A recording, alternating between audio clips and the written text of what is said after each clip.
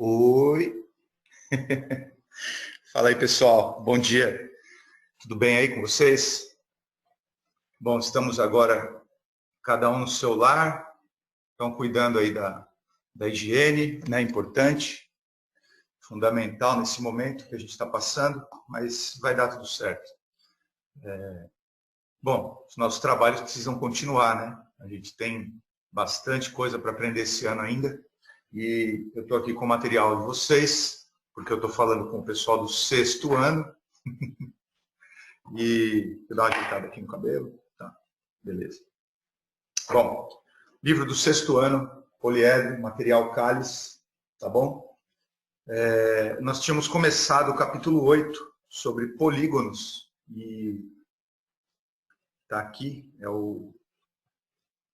a abertura do capítulo é essa, tá? Essa aqui é a abertura do capítulo, a joia. Página 154, mas é aquela página que nunca tem o número da página na página. Então, você pode fazer 153 mais 1, vai chegar na página correta. Tá bom? Eu vou desenvolver o conteúdo com vocês, né? Então, vou sair de cena um pouquinho e vocês vão acompanhar na telinha aí, tá bom? Até já. Já já eu venho dar um tchau para vocês aí. Um abraço. Fui. Bom, turma, então é o seguinte, vamos começar a nossa aula de polígonos do capítulo 8, página 154, certo? Então, nós vamos retomar, na verdade, né, que a gente já fez esse capítulo juntos na sala, muitos exercícios já resolvidos, e aí a gente dá continuidade. Então, na abertura, né, você tem lá, você já deve ter percebido algumas formas diferentes em seu livro, seja na capa, no início do capítulo, elas compõem uma figura que se chama tangram, que é esta figura aqui. Na capa do livro tem um tangram recortado. Na verdade, o tangram é só essa parte aqui de dentro, né? Eles já colocaram algumas imagens que você consegue formar reorganizando as peças do tangram. Reparem na capa do livro que é um tangram aqui. Vocês vão poder ver completamente no livro inteiro. Aqui tem uma parte branca, né?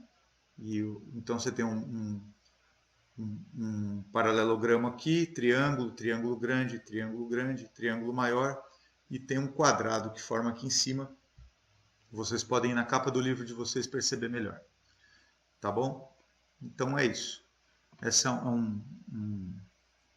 Você consegue criar mais de 5.000 desenhos, né, diferentes, além de jogos que eles podem procurar. Na internet deve ter bastante coisa, bastante informação sobre o tangram. Nosso foco aqui é formar o conceito, né? Então você tem aí a ideia de figuras planas e não planas. As figuras que são aqui formadas de maneiras aleatórias, né? Na verdade, formadas não.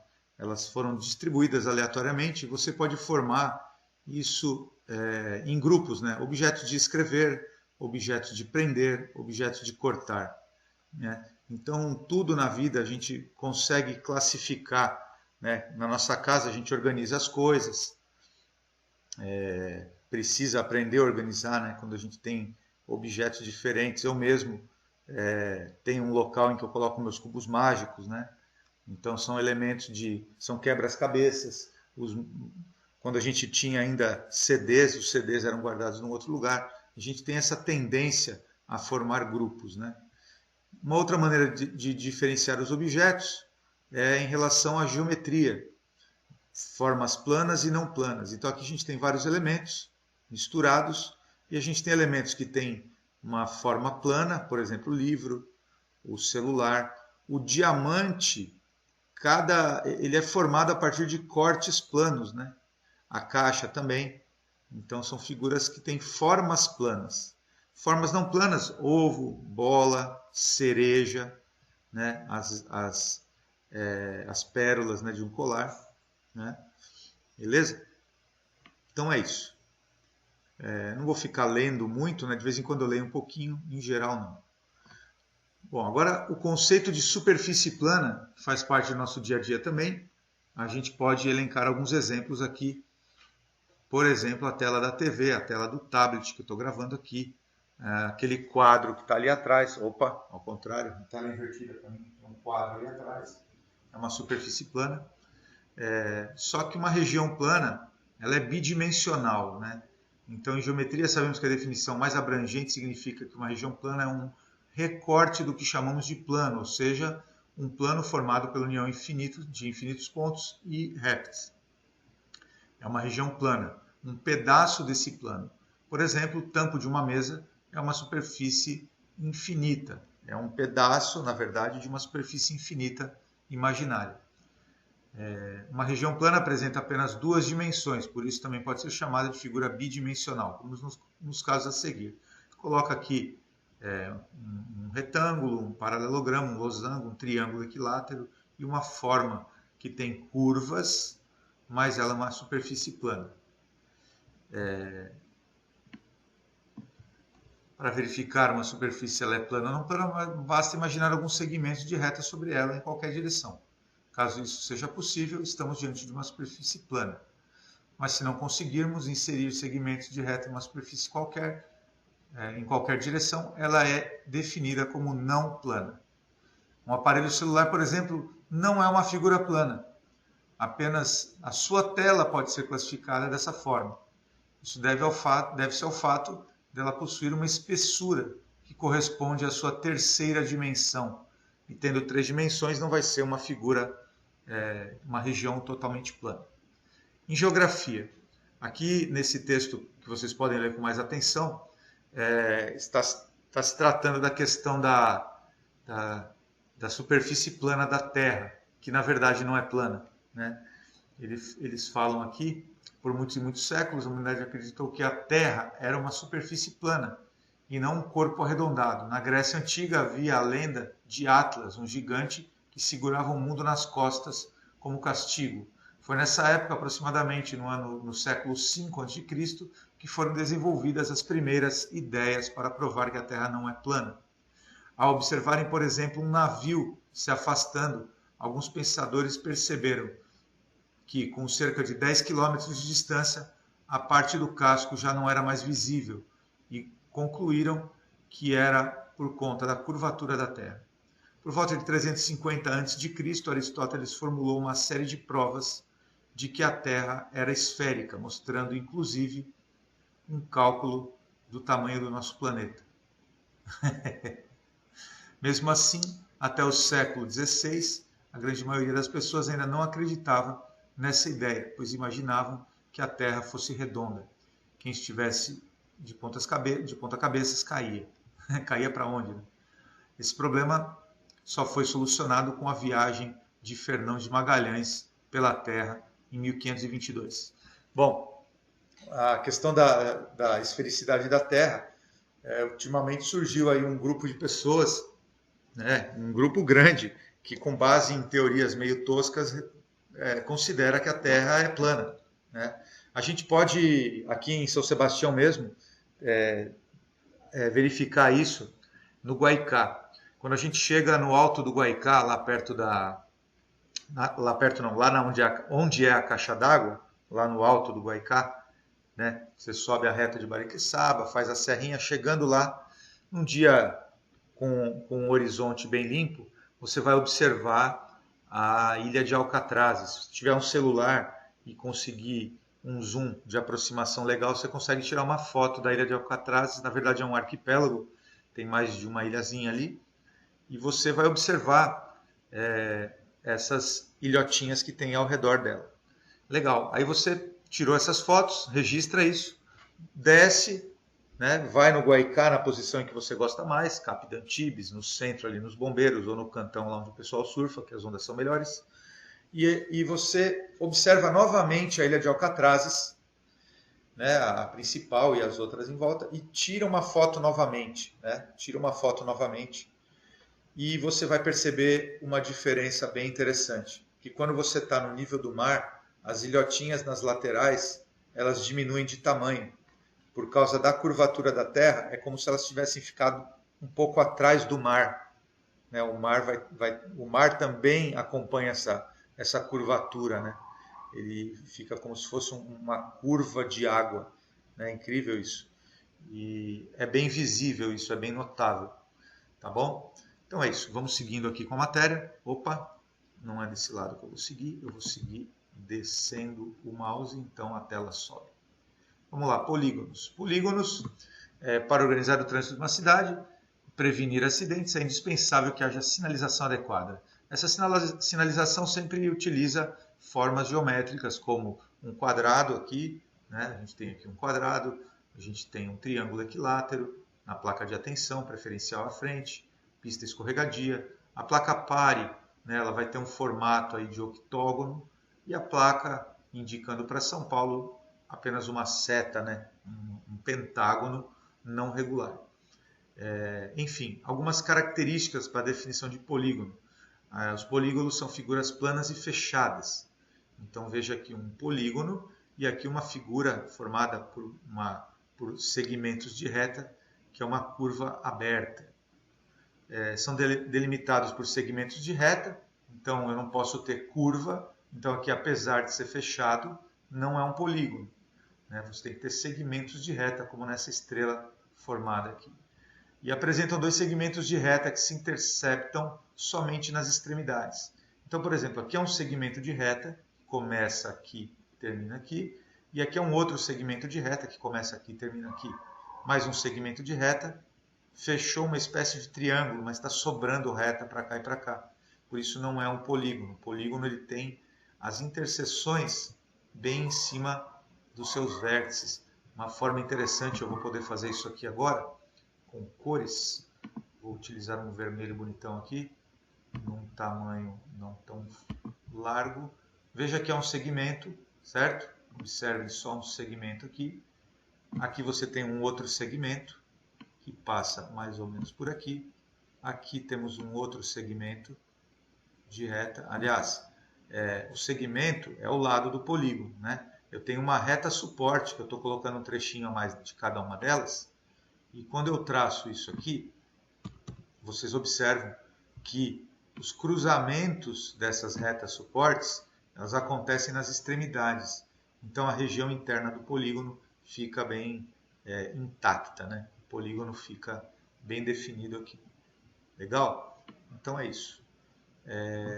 Aqui temos um exercício que já fizemos na sala, né? Se algum pai estiver acompanhando a matéria e estiver em branco, né, verifique se seu filho não faltou esse dia, e se ele não faltou, é porque ele não fez o exercício. Tá?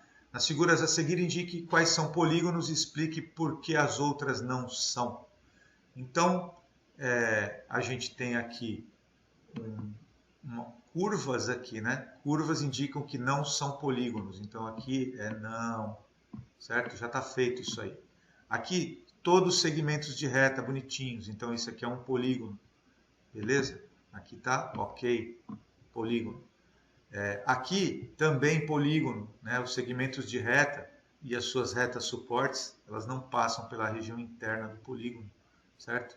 Então aqui é um polígono também. Vixe, ficou horrível isso. Vamos lá de novo. Polígono, legal? Aqui ó, também ó, o cruzamento aqui está sobrando. Então isso aqui não é um polígono. Não é polígono. Já fizemos isso. Vamos agora estudar polígonos, e os polígonos já bem definidos podem se dividir em côncavos e convexos, né? Eu vou dar um zoom aqui na minha tela, porque eu quero mostrar um negócio para vocês que é importante. Está aqui. Então veja só, polígonos convexos e côncavos. O polígono côncavo e o convexo, os polígonos côncavos e convexos se diferenciam pela última característica que eu mostrei agora há pouco. Quando você tem um segmento prolongado, né, como eu vou fazer aqui, você tem a região interna do polígono intacta, certo? Então aqui, ó, veja que o triângulo continua perfeitinho, e isso vai acontecer nos outros polígonos desse quadro aqui. Legal. Quando eu fizer isso neste outro polígono aqui, por exemplo, é um polígono, né? Então eu venho desse lado aqui, ó, faço uma reta aqui. Deixa eu colocar essa reta em cima do lado, beleza? Posso fazer uma reta aqui, né? Em cima do outro lado. Aqui não vai ter problema quando eu fizer a reta aqui, né? Não tá, até agora está de acordo com a questão do polígono convexo. Porém, quando eu traçar a reta suporte desse segmento aqui, olha o que vai acontecer. Vai acontecer a invasão dessa região aqui, ó. Você teve uma região aqui que ficou prejudicada, cortou o polígono no meio. Isso caracteriza um polígono côncavo. Isso vai acontecer também nesse polígono aqui, ó. Aqui, quando eu traçar o segmento reto aqui, ó, já estragou o polígono, porque eu tenho aqui uma característica que é essa reta aqui, ó, que ela é continuação da outra aqui embaixo. Quando eu faço isso, o polígono fica cortado bem nesse ponto, aqui, nessa regiãozinha aqui, ó, ela fica estragada aqui. Veja só, nesse trechinho aqui, ó, esse trechinho está cortado, então você prejudica a região interna do polígono. Isso caracteriza um polígono côncavo. Então aqui também vai ter a mesma coisa, ó, por exemplo, mantendo o segmento reto aqui, né?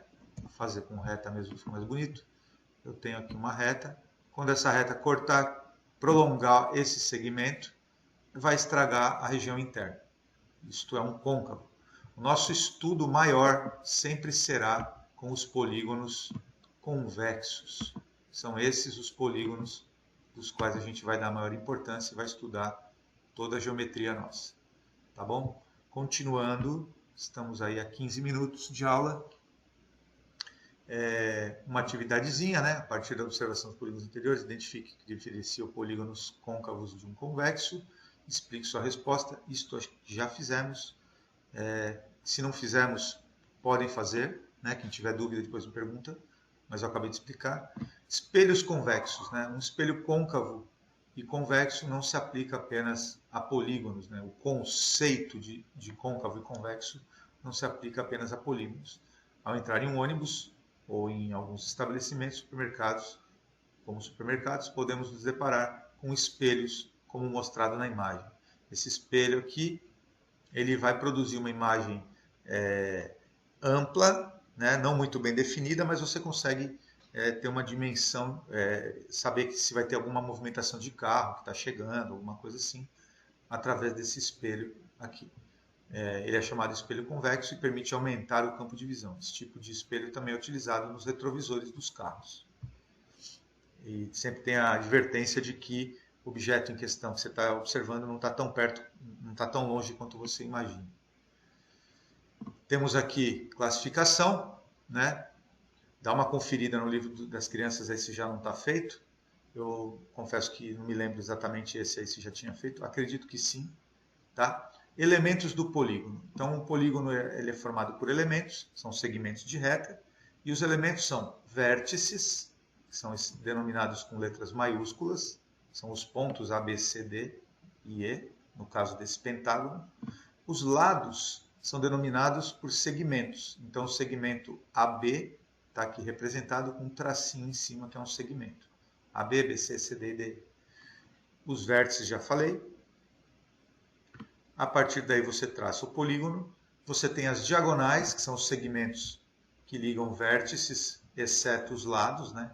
Então, o pentágono ele vai ter 2 diagonais em cada vértice, formando 10 diagonais, né? Veja, 2 em cada vértice daria 10. Só que esta diagonal do ponto B é a mesma do ponto D. Então, a gente tem que tomar esse cuidado na contagem. Você tem ângulos internos, que são esses ângulos aqui. E os ângulos externos, eles são formados quando a gente prolonga um segmento, né? Por exemplo, vou fazer um pouco mais firme aqui, ó. Opa, ficou gigante, vamos diminuir. Assim tá bom. Quando eu prolongo esse lado aqui, ele vai formar um ângulo aqui do lado de fora, né? Vou aumentar esse ângulo aqui agora. Ele vai formar um ângulo aqui, né? Tem uma curvatura. Esse ângulo vai ser o ângulo externo, tá? Se eu fizesse esse segmento aqui, ele formaria um outro ângulo externo, que é da mesma medida que esse. Em todos os vértices isso vai acontecer, fazendo o prolongamento dos lados. Eu posso ter um prolongamento aqui, né? E vai formar o ângulo C. O ângulo B externo foi feito por aqui, ó, que é o mesmo, né? É o mesmo ângulo que forma esse aqui. Deixa eu voltar aqui. Aí. Pronto. Então, aqui, nessa região aqui, está formando o mesmo ângulo B externo. Esse ângulo aqui, ó, é o ângulo B, é igualzinho. Esses dois, a gente diz que eles são iguais aqui. Então, tem uma marca de congruência aqui. Nossa, ficou feio isso. Vamos diminuir o traço. Muito bom. Então, uma marquinha de congruência aqui, ó, indicando que esse ângulo é igual a esse. Tá? Beleza. Quando a gente soma um ângulo interno com um ângulo externo, como aqui assim, ó, a soma dá 180 graus, tá certo? Esta soma aqui, desse mais esse, vai dar 180 graus. Isso é sempre. E é isso. Bom, com o auxílio de uma régua, desenhe um polígono convexo de 6 lados, nomeie seus vértices, trace suas diagonais. Depois responda. Já fizemos isso em sala, né? Aí, aqui, de maneira muito malandra, eu consigo fazer o polígono de 6 lados e responder essas perguntas que já foram respondidas no livro de vocês. Já está pronto. Mesma coisa, desenhe um polígono de 3 lados, trace suas diagonais. Polígono de 3 lados, né? Tá aqui, por exemplo, esse aqui. Não tem como traçar diagonais, né? Então, 0 diagonais. Transferidor para medir os ângulos internos. Vocês estão com o livro aí, né? Quem tiver com um computador pode arriscar medir na tela, dar um zoom na tela, porque o transferidor ele não vai caber, talvez, para fazer a medida aqui, talvez não seja suficiente, né? Então, o que acontece? Eu quero medir o ângulo D e o ângulo é muito pequenininho e eu não consigo fazer a leitura. O que eu vou fazer? Eu vou pegar a régua, vou prolongar esse lado aqui, né? Deixa eu diminuir um pouco o tamanho da... Isso. Eu vou prolongar um pouco esse lado, vou prolongar esse outro lado aqui.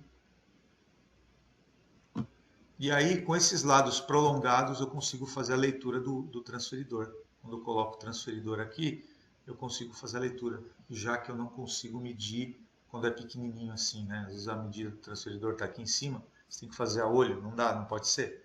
Então, para medir todos os ângulos aqui, você vai ter que prolongar todos os lados, caso a figura seja pequena. Não vai fazer a olho, né? Tem que fazer bonitinho. Então, você prolonga todos os lados e utiliza esses prolongamentos para executar as medições. Tá ok? É isso aí. Seguindo.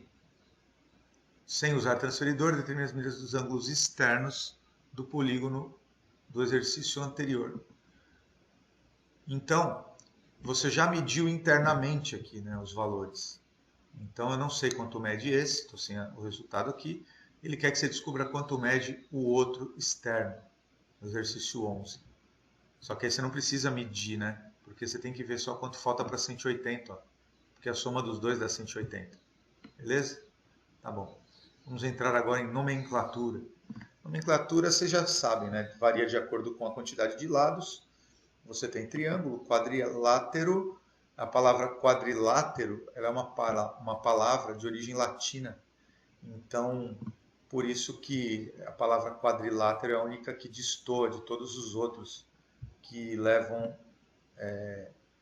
o gono no final, né? Opa.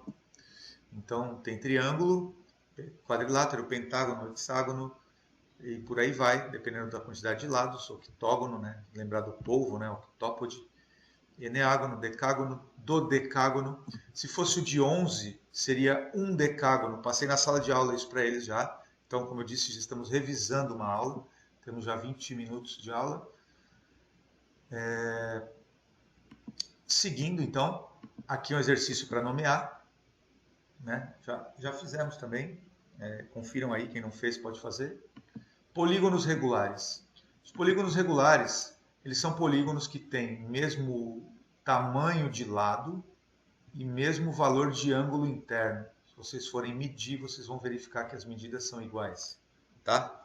Então, ele quer que você nomeie os polígonos regulares apresentados nas figuras. Então você vai pegar a nomenclatura que foi dada ali em cima e o polígono regular, ele é caracterizado por ter medidas congruentes de lados, então cada lado tem medida igual e naturalmente cada ângulo também vai ter a mesma medida. Então essa medida é a mesma que essa e é a mesma que essa. Por isso eu vou fazer uma marquinha de congruência. Ficou horrível o desenho, mas acho que deu para entender a explicação. Você tem triângulos que não são equiláteros, portanto não são polígonos regulares, mas é um triângulo. Nesse caso, um triângulo equilátero. Aqui é um hexágono regular, um heptágono regular, e eu estou dando o nome de tudo, então não vou falar mais. Vocês vão classificar o restante das figuras de acordo com o número de lados. Aqui uma questão legal sobre as abelhas, né? Por que os favos de mel possuem forma hexagonal? A natureza cria belos mosaicos formados por polígonos regulares, os quais podem ser encontrados em diversos lugares. Podemos observar hexágonos regulares em favos de mel de abelhas. E não é à toa que elas os constroem assim, pois o formato hexagonal é possível armazenar mais mel no formato hexagonal. Tem uma história interessante, não é uma história verídica. O ser humano ele observa muito a natureza e a natureza ela é intuitiva, né? As coisas acontecem naturalmente e sempre prezando pela excelência, pela otimização, né? Como o pessoal fala, né? Para quem acredita aí, é coisa de Deus, né? As abelhas elas têm um padrão já natural de construir os favos de mel de maneira que elas consigam armazenar a maior quantidade de mel possível e, para isso, construir uma estrutura que gaste o mínimo de cera possível. Então, você vai gastar o mínimo com o máximo armazenamento. Isso é otimização natural, né? Coisa de Deus mesmo, né? Então, os homens que começaram a desenvolver matemáticas muito avançadas, não me lembro datas agora, mas é coisa antiga já. Eles resolveram fazer cálculos, né, de matemática superior para comprovar isso, né? E um matemático, que eu não me recordo agora o nome, mas quem pesquisar um pouquinho sobre isso vai descobrir, ele fez umas contas lá, fez uns cálculos avançados e comprovou que as abelhas, nossa, puxa vida, as abelhas erraram por pouquinho, né? Mas puxa, mesmo assim é incrível, né? Elas conseguirem, né, sem ter a mente desenvolvida de um ser humano, né, ter conseguido um resultado tão bom, tão próximo do perfeito, né? Que legal. E isso se seguiu por uns anos. Até que um outro matemático, um tempo depois, resolveu corrigir o trabalho desse matemático, né? Resolveu dar uma olhada nesse trabalho e não só olhar, foi refazendo tudo, né? Foi dando uma verificada, né? E ele descobriu uns erros. E esses erros, por incrível que pareça, eles mostravam que o matemático tinha errado. Quem tinha errado o cálculo era o matemático, porque na hora de fazer o cálculo correto, não deu aproximadamente, deu exatamente o que as abelhas fazem. Então, é uma história bem interessante. Na internet vocês podem procurar. Eu tenho isso num livro, não lembro qual, porque eu já li tantos livros dessa área. E é uma história muito bacana, né? Como a natureza é perfeita. Ela é tão perfeita que o matemático genial que teve na época lá fez o cálculo e viu que e depois descobriram que o cálculo dele que estava errado por pouquinho. Quem estava certo eram as abelhas. E é bem bacana isso. Os hexágonos regulares, né, que eles produzem um encaixe perfeito, sem deixar espaço entre eles, permitindo que as abelhas aproveitem melhor a capacidade de armazenamento de mel. Além disso, o formato hexagonal é o que utiliza a menor quantidade de cera, né? Então é a otimização natural mesmo, é perfeição pela natureza. Aí, refletindo sobre isso, né? Você já ouviu falar de arte de ladrilhamento? Ela consiste em preencher o plano com polígonos e sobreposições, aliás, sem sobreposições, ou buracos que podem ser encontrados em estampas, pisos decorativos, papéis de parede, entre outros. A seguir temos uma imagem que utiliza octógonos e quadrados, né? Octógonos regulares e quadrados, e preenche o plano, fica um negócio bem bacana, né? Agora reflita, como é possível preencher o plano sem sobreposição, usando apenas um único tipo de polígono regular? Pensem aí e qualquer dúvida a gente conversa depois. Bom, vamos falar dos principais polígonos, começando com os quadriláteros. A gente tem aqui o seguinte, vou minimizar aqui, porque eu gosto de dar uma explicação aqui diferente. A gente tem quadriláteros, né? Quadrilátero é uma figura poligonal, né? Com lados. Deixa eu fazer branquinho aqui, vou fazer amarelo. Cadê o amarelo? Sumiu o amarelo. Só um minutinho. Está aparecendo coisa que não era para aparecer aqui. Pronto. Aqui o amarelo que eu queria. Pronto. Beleza. Então, opa, aí. A gente tem o conjunto dos quadriláteros, que são polígonos formados de 4 lados, sem característica nenhuma, tá? Então aqui eu tenho um polígono de 4 lados. Deixa eu voltar aqui e fazer direitinho. Vamos lá. Dá um pouquinho mais de visibilidade. Vou desenhar um polígono aleatório aqui, que se ele for realmente aleatório, não tem característica nenhuma.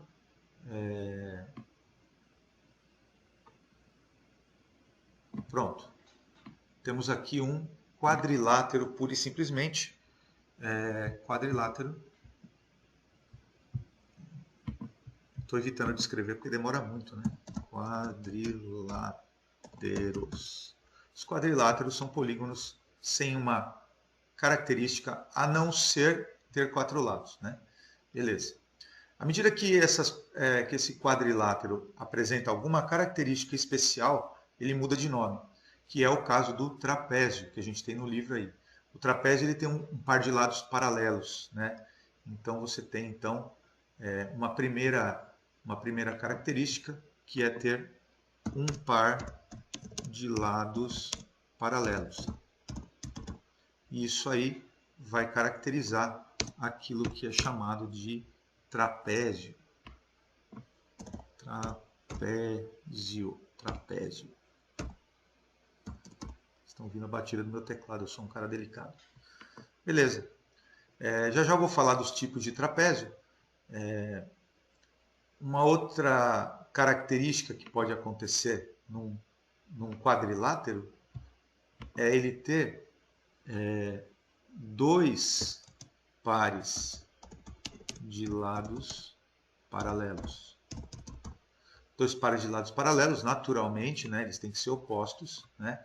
Isso caracteriza um negócio chamado paralelogramo. Paralelogramo. Tá aqui. Beleza? Então eu tenho aí. E veja só, uma coisa interessante, né? O paralelogramo, para ele ter 2 pares de lados paralelos, né, a gente pode afirmar que ele tem um par de lados paralelos. Né? Ele não tem apenas um, ele tem um par de lados paralelos. Portanto, o paralelogramo também pode ser considerado um trapézio. Então, é um subconjunto com características especiais. O que acontece? O paralelogramo ele pode ser especial, ele pode ter características especiais. Tanto o paralelogramo, o paralelogramo, ele tem 2 características especiais. Deixa eu voltar aqui, que eu vou fazer assim. Um para cá e um para cá. São 2 características especiais. Uma delas é possuir lados iguais e a outra delas é possuir ângulos iguais. Então, quando eu tenho lados iguais, a gente chama de losango.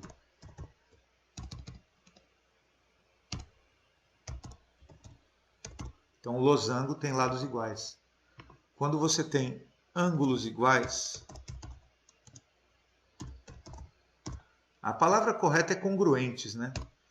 Quando a gente tem ângulos iguais, 4, né? Vão ter que ser 4, vão ser ângulos iguais de 90 graus. Opa! Descobrimos um probleminha. Deixa eu dar uma roubada aqui. Muito bem. Quero fazer um negócio aqui. Pronto. Cor verde.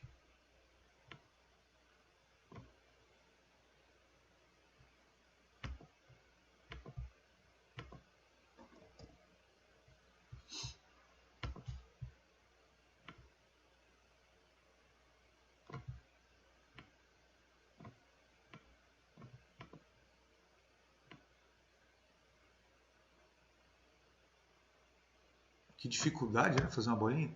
Legal. Ângulos iguais, está pronto lá. Ângulos iguais é o chamado retângulo. Vamos colocar um retângulo aqui. Retângulo. Retângulo que tem acento circunflexo. Beleza. Certo? Então, o losango, né? Losango é aquela forma que vocês já conhecem. Deixa eu ver se eu tenho um losango aqui para fazer. Vou fazer um losango aqui, ó. Aí, um losango, certo? Tem essa característica, são lados iguais. E o retângulo, o retângulo é este formato aqui. Puramente retângulo, com 4 ângulos de 90 graus, né? O trapézio eu não desenhei aqui, mas eu posso fazer um. Porque eu achei que eu tinha um trapézio aqui. Eu não tenho trapézio. Mas eu tenho um polígono. Bom, depois eu faço um trapézio para cima. Legal. Quando eu somo essas duas características, né? Quando a gente soma essas duas características, a gente forma um... Quando a gente soma essas duas características, a gente forma... Aqui que eu quero fazer. Isso. A gente chega num objeto matemático, geométrico, chamado de quadrado. O quadrado, ele tem as duas características acima descritas, né? Então, como isso aqui é uma situação contínua, você tem que o quadrado ele pode ser dito que é um retângulo, né? O quadrado também pode ser chamado de losango. Por quê? Porque ele tem a característica do losango. O quadrado pode ser chamado de paralelogramo, porque ele tem dois pares de lados paralelos. E para ter pares de lados paralelos, ele também precisa ter um par de lado paralelo primeiro. Então ele também pode ser considerado um trapézio e também um quadrilátero. Então, a gente diz que, do ponto de vista de conjunto, né, a gente tem assim um conjunto maior, que seria dos quadriláteros. Dentro dos quadriláteros, alguns são especiais, né, eles têm características especiais, que são os trapézios. Os trapézios, eles também são especiais, né? Eles têm alguns trapézios que têm dois pares de lados paralelos, né? Que são os paralelogramos. E dentro dos paralelogramos, a gente tem, né, alguns que são losangos e alguns que são retângulos. E o que acontece é que aqui dentro a gente vai ter os quadrados, né? Então, se eu for fazer uma brincadeira aqui, eu tenho que aqui é o quadrado, aqui pode ser trapézio e aqui retângulo. Aqui do lado, vamos fazer aqui, vai ser retângulo. Opa, outra cor. Aí. Os trapézios mesmo, eles são, os paralelogramos estão aqui, ó. Paralelogramos que não são nem retângulo, nem losango. Eu posso ter também, né, terei também vamos fazer aqui um negócio bonitinho, que são os trapézios. Olha os trapézios aí. E aqui os quadriláteros, né? Então, fica bem definido aqui, ó. Trapézios. De novo, trapézios. Então, deixa eu fazer aqui tudo em preto. Letra preta. E caramba, Ctrl Z. Letra preta, trapézios. Trapézios. Então, os trapézios são as coisas que estão dentro dessa região toda aqui, ó.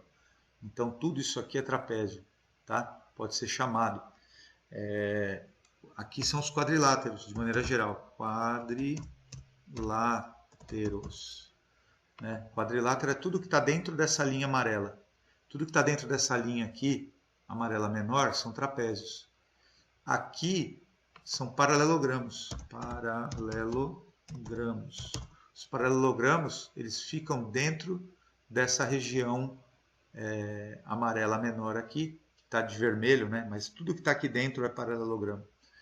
E a gente tem aqui uns que eu vou chamar de retângulos. Retângulos, que são esses dentro do círculo oval aqui. E você tem aqui os losangos em azul aqui. Losangos. Então os losangos estão nessa parte, dentro desse meio círculo aqui, né? E por fim, aqui na parte interna, a gente vai ter, que tem as duas características juntas de retângulo e losango, o quadrado. Então quadrado, os quadrados ficam nessa região aqui, tá certo? Então uma forma interessante da gente entender como que é a formação. À medida que você vai indo para o centro, você vai acumulando características, né? E quanto vai indo para fora, menos características. Beleza? Bom, falando de triângulos, né? A gente tem aqui as classificações dos triângulos, que são de 3 lados, né? Então as classificações podem ser quanto aos lados, que chama-se equilátero. Equilátero quando são todos iguais, isósceles quando são 2 lados com a mesma medida, mas veja, ter 2 lados com a mesma medida, esse também tem, tá? Então o equilátero também pode ser chamado de isósceles. E o escaleno, que são todas as medidas diferentes. Também dá para a gente classificar quanto aos ângulos, né? Então a gente chama, eu poderia dizer que a classificação dos triângulos é uma classificação dupla, né? Você classifica quanto aos lados e quanto aos ângulos, né?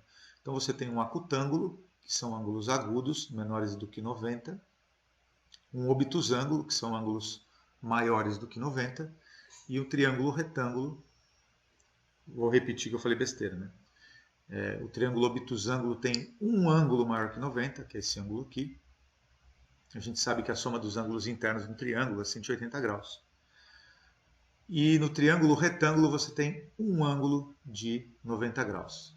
Então a característica principal aqui é que todos são agudos. Aqui você tem um ângulo obtuso e um ângulo reto. Tá certo? Então é isso aí. Vamos ver o que a gente tem daqui para frente. Bom, aí começa aqui, tem a questão invertida. Quem quiser produzir uma questão invertida aí fica à vontade. Vou deixar para vocês resolverem 14, 15 atividades. Atividades 1, 2, 3, 4, 5, 6, 7, 8, 9, 10, 11, 12. Essas atividades eu iria resolver nas próximas aulas, né? Com o trabalho que eu faço em uma aula dessa teórica que nem eu fiz hoje. A gente não faz isso em uma aula só. São várias aulas para vocês terem tempo de levar para casa a tarefa, fazer. Então, vocês têm aí uma tarefa que eu vou deixar para várias aulas aí, né? Então, subdividam as atividades, né? Organizem os seus horários para vocês não façam tudo de uma vez correndo, né? Vocês vão ter várias coisas para fazer, várias disciplinas de vários professores, tá? Então não façam tudo de um dia só correndo. A ideia é ir fazendo aos poucos, né? Porque se vocês fizerem tudo correndo, eu vou mandando mais coisa, cada vez mais, né? Então é isso, tá? Aqui no final tem um desafio, se vocês puderem, tiverem com o livro aí, podem recortar o livro mesmo.